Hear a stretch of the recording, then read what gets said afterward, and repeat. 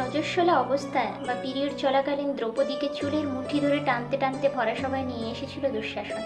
সবার সামনে শরীর থেকে পোশাক খুলে নেওয়া শুরু করেছিল।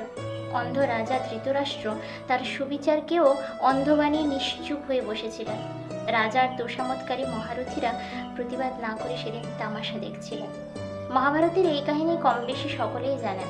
দাপর যুগ হোক বা কলিযুগ, দ্রৌপদী হোক কিংবা দিল্লির নির্ভয়া কিংবা আমাদের আরজিকরের ডাক্তার মেয়েটি, কাহিনীগুলো একই আছে, শুধু চরিত্রগুলোর নাম বদলেছে। তাই আজ বরং আলোচনা করি যে এই কাহিনী থেকে কি কি শিক্ষণীয় আছে। নাম্বার 1, এখানে রাজনীতি আছে। রাজনীতির খেলাটা কি জানবো। ধৃতরাষ্ট্র রাজা হওয়া সত্ত্বেও নিশ্চুপ হয়ে একজন মহিলার সম্মানহানি হওয়ার সাক্ষী থেকেছিলেন। ভীষ্ম দ্রোণর মতো মহারথীরা যেখানে অন্যায়ের বিষয়ে গর্জে উঠতেন, সেখানে এই বিষয়ে রাজার বিরুদ্ধে যেতে পারেননি, কারণ রাজনীতি তাদের হাত পা বেঁধে দিয়েছিল। তাদের কেউ রাজাকে রক্ষা করার জন্য প্রতিজ্ঞাবদ্ধ ছিলেন, কেউ বা আবার রাজার টাকায় নিজেকে বিক্রি করে দিয়েছিলেন। তাই চোখের সামনে এত বড় অন্যায় ঘটা সত্ত্বেও তারা চুপ করেছিলেন। এর থেকে বোঝা যায় যে রাজনীতি তাবড় তাবড় মহারথীকে পঙ্গু বানিয়ে দেয়। প্রতিশোধ। নাম্বার 2, মহাভারতে সবচেয়ে নৃশংসভাবে যদি কারোর মৃত্যু হয়ে থাকে তাহলে সেটা দুঃশাসনের। ভীম দুঃশাসনের হাত পা ছিঁড়ে তার বুক চিরে রক্তপান করেছিলেন। বিচার ব্যবস্থা যখন সুবিচার দিতে পারে না, তখন প্রতিশোধই একমাত্র উপায় হয়ে দাঁড়ায়। বর্তমান যুগেও ধর্ষকদের একমাত্র শাস্তি হওয়া উচিত যন্ত্রণাদায়ক মৃত্যু, ঠিক দুঃশাসনের মতো। এমনকি ফাঁসিও এদের জন্য ভীষণ ছোট বলে মনে হয়।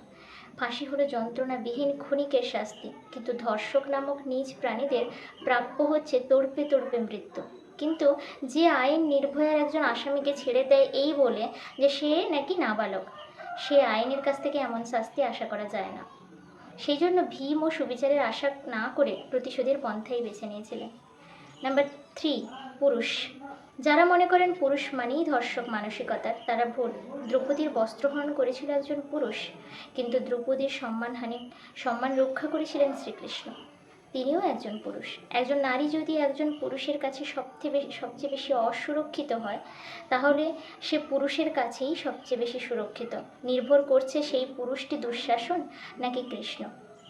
ধর্ষণের বিরুদ্ধে লড়াইটা নারীর একার লড়াই কখনো কোনোদিনই ছিল না। চিরকাল সন্তান তার মায়ের জন্য, স্বামী তার স্ত্রীর জন্য এবং প্রেমিক তার প্রেমিকার জন্য লড়ে এসেছে।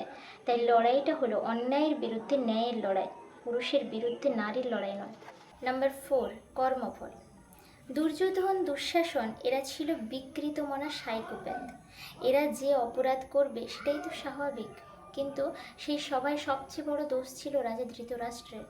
রাজার কাজ তার রাজ্যের নারীদের সুরক্ষা দেওয়া, আর তবুও কোনোভাবে অপরাধ ঘটে গেলে সেখানে রাজার কাজ হচ্ছে অপরাধীকে চরমতম শাস্তি দেওয়া। রাজা সেদিন পারতেন সেনাদেরকে আদেশ দিয়ে নিজের সুপুত্রদের শাস্তি দিতে, কিন্তু তিনি সেটা করেননি।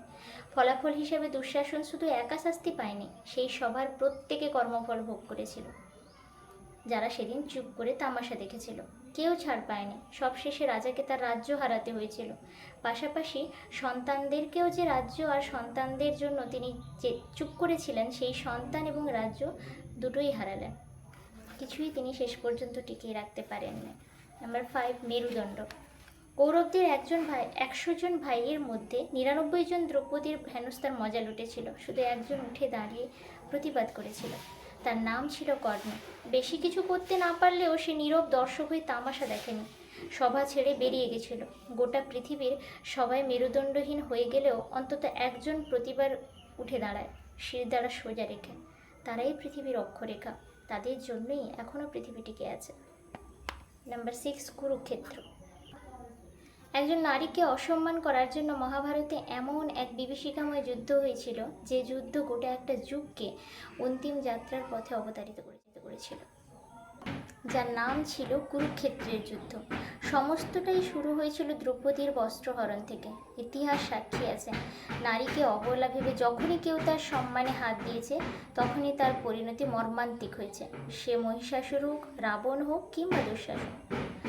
অতঃপর সারসংক্ষেপ এটাই যে পৃথিবীতে যতদিন দ্রৌপদীরা থাকবে, ততদিন দুঃশাসনরা জন্ম নিতেই থাকবে।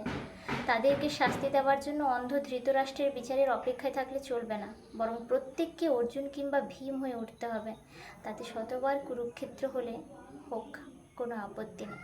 কলমে সায়ন বসু মল্লিক, কণ্ঠে কৃষ্ণা প্রধান রায়। আমার গল্প আপনাদের কেমন লাগছে কমেন্টে অবশ্যই জানাবেন। ভালো লাগলে চ্যানেলটিকে অবশ্যই লাইক, শেয়ার এবং সাবস্ক্রাইব করে পাশে থাকবেন।